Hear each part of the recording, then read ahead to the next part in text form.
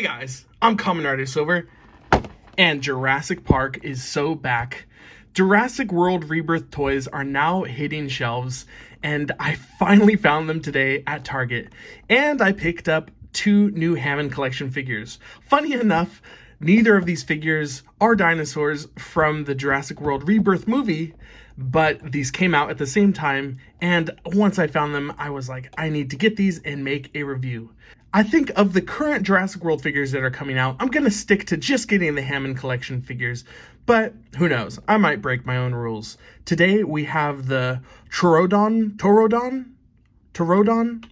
I'm not quite sure, I'm unfamiliar with this dinosaur. You can tell me down in the comments. And then we have the good old tiger stripe Velociraptor from Jurassic Park 2, The Lost World. These look super cool. Let's open these bad boys up. I've been seeing lots of people complaining about the Hammond collection and saying that it's gotten worse in quality. Guys, I can tell you right now, just looking at these, that is not true in the slightest. I think if you're saying that, you didn't have any of the original Hammond collection Raptors or anything like that, because these look sick. And these are part of the new True FX line, which I was unsure what that was. I didn't realize what that was, but it's premium enhanced details. Premium details for enhanced realism. So some people say that they use renders from the movie, and that's how they paint these figures. I'm not quite sure. Oh, look at these. Very cool. And you've got like a little bit of a paddock in the background.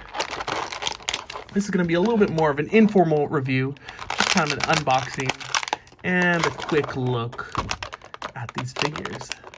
So here are our newest Hammond collection small figures. First, let's take a look at this Troodon, or Troodon. Guys, you gotta tell me in the comments. This is pretty darn cool. I know this was in like the Jurassic Park game or something like that, but I don't know too much about this creature. He does have kind of raptor-like features with those claws and kind of the overall body shape, but then this really long head, really skinny. Looks like this could be a very vicious monster. And I love the quills on the back of the back and the head. I like the orange and the speckles. Really good paint on this figure. He's got like almost blind eyes. You can see that right there with the pupil actually painted on the outside, so that's cool. But a very kind of milky eyes. I think my figure is a little messed up. That eye is a little more sunken in, and the pupil is like kind of messed up a little bit, but it adds a little bit of character to it. Nice sharp teeth. I'm noticing that on these newer Hammond collection figures. Very good definition in the teeth. Before they were not very defined. And some paint there in the mouth.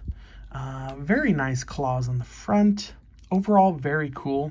And you've got a nice bendy wire in the tail, which extends pretty far. I can feel it all the way out here. I really like this little guy. Very cool. Now taking a look at the Tiger Raptor. This is so awesome. Look at that. Look at those stripes. Mattel has attempted Tiger Raptors many times before. I have a couple of them, or maybe I sold them. I don't know. But I think this is the most tiger of all of them. It goes all the way down the tail. It looks amazing. And the head looks really good. It definitely looks like one of those Isla Sorna Raptors. And the teeth are very nice and separated. Very awesome overall. That cream color does not continue on, but it's right there. And guys, how can you say the Hammond collection is bad when they've been listening and giving these smaller feet? Look at that. These are proportional feet. Once again, great articulation on these guys.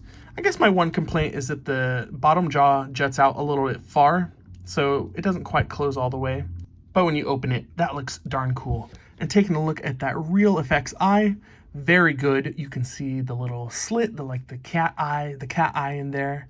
I know some of the earlier Hammond collection figures, had those really dark eyes where the pupils were underneath the plastic, but now they've started to paint the pupils on top, and I think it's a perfect medium of a glass eye with visible pupils. So that looks really darn cool. And for some Hammond collection comparison, here is one of the earlier Hammond collection figures, the Dilophosaurus. And you can really see how that True FX paintwork is so much better on these new ones. It wasn't bad on the previous figures. I mean, that frill looks amazing, but it was a little more simplistic. But you can just see how more sophisticated the paintwork is on these newer figures. But I think these do look very nice, and Hammond collection, I think, has been pretty consistent over the years. Here's another Hammond collection figure, a Gallimimus. This was, I think, wave 1. And look how comically large these feet are, and look how proportional they are now. So that is some great improvements, some great strides.